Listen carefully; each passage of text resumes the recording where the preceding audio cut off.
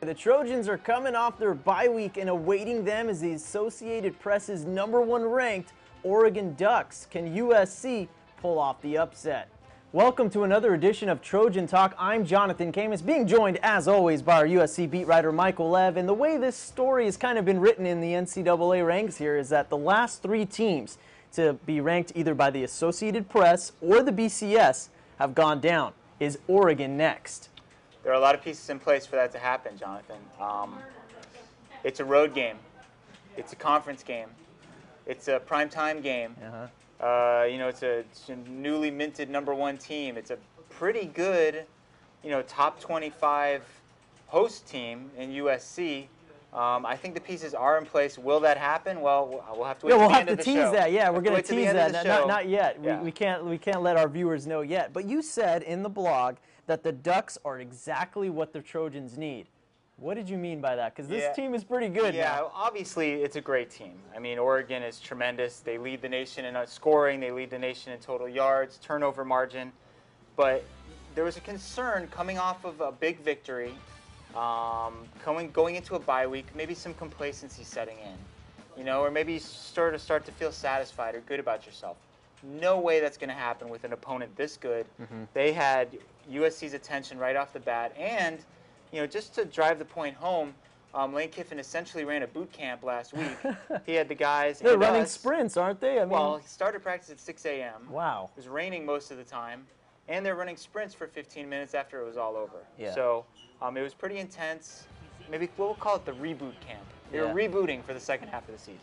How will the Trojans be able to stop LaMichael James? He is the nation's leading rusher. He is just running over everybody in his way, including UCLA last week. So what are they going to do to stop this dynamic running back? Yeah, to me, the key defensively for USC is to get penetration into the backfield. The strategy, too, has to be stop the run first, make Darren Thomas beat you with his arm. Now, he did throw for more than 300 yards against UCLA, but it's a pick-your-poison situation. And to me, stop the run first. And if Darren Thomas beats you with his arm, so be it. Okay, so all those things you mentioned at the top of the show, being a road game, everything's set up. I'm sorry, I'm still going with Oregon. They're just too good. I think they're the best team in the country. I picked them to defeat USC 45-31. Yeah, I'm very tempted to go the other way and take USC. I have been picking USC every single week this year. Yeah. But I just think it's not a good matchup for them. I'm going to take Oregon 38, USC 35. Okay, at least it's going to be a close game. Moral victory, maybe? I don't think so. All right, let's look at the second half of the season, Michael. Yeah, it's not an easy schedule, to be sure. Arizona State is better than they've been. They have an offense now, which they haven't had, but they're not a real good road team.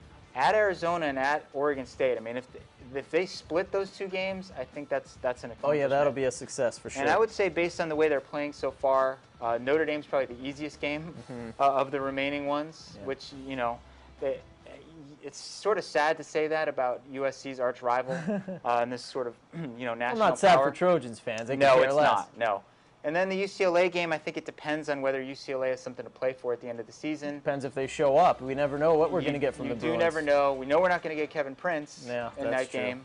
Okay, in other news, the Pac-10 is now the Pac-12, and USC is now in the southern region where they will play teams such as UCLA, Colorado, Utah. How does this favor the Trojans being in the South? Well, first of all, they won't have to play Oregon all the time anymore. There's going to be, because of the concessions that were given to USC and UCLA, where they're going to play Stanford and Cal every year, even though they're in the other division. They're still going to have to play Stanford. Let's make that clear. They are. Yes, they are.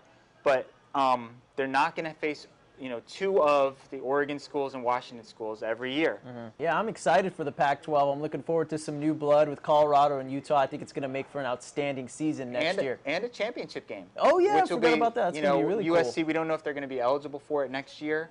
But it's going to be fun, and it's going to be at the home venue of whichever the top seed is, so it's going to be a really cool atmosphere. Yeah, I'm looking forward to it. So that's going to do it for this edition of Trojan Talk. I want to thank Michael Lev, as always. I'm Jonathan Khamis, and for more USC information, be sure to check out usc.ocregister.com. Thanks for watching.